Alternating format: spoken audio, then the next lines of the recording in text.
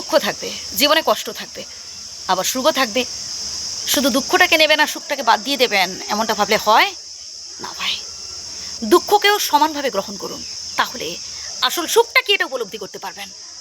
আমরা অনেকেই দুঃখ কষ্ট মেনে নিতে পারি না, টেনশান করি, হায় রে কী হবে, এত চাপ নিতে পারছি না। না ভাই, মনটাকে বিন্দাস রাখার চেষ্টা করুন, হাসি খুশি থাকার চেষ্টা করুন, মন ভালো রাখার চেষ্টা করুন।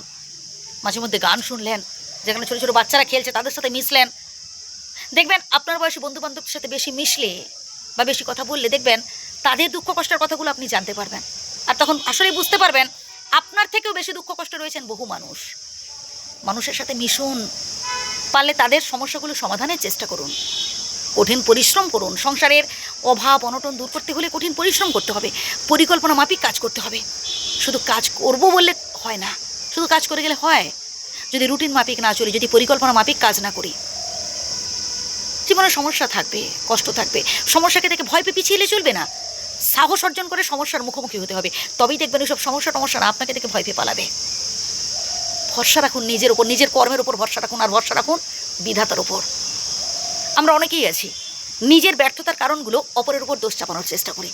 যেমন ধরুন, আপনি খুব চেষ্টা করলেন, কোনো কাজে পারলেন না।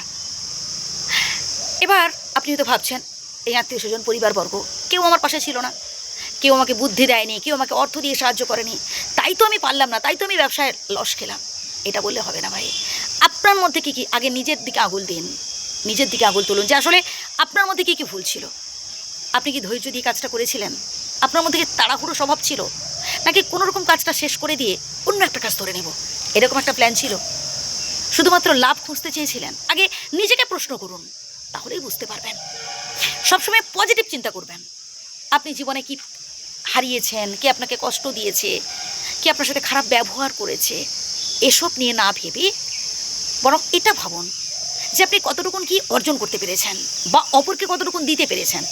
এই প্রসঙ্গে একটা কথা বলি, আমরা অনেকেই আছি হয়তো কাউকে সাহায্য করলাম বা কারোর উপকার করলাম এবং প্রতিদিনে কিছু মনে মনে চাই, মুখে না বললেও মনে মনে আশা করি। সেটা হতে পারে শ্রদ্ধা, সেটা হতে পারে সম্মান। হয়তো একটা সময় আপনি আপনার পরিবারের জন্য অনেক কিছু করেছেন, এখন আপনি তাদের থেকে যতটুকুন পাচ্ছেন খুবই সামান্য। এটা ভাবছেন যে আমি এদের জন্য এত কিছু করলাম আর আমাকে সামান্য শ্রদ্ধা, সামান্য সম্মানটুকু জানায় না।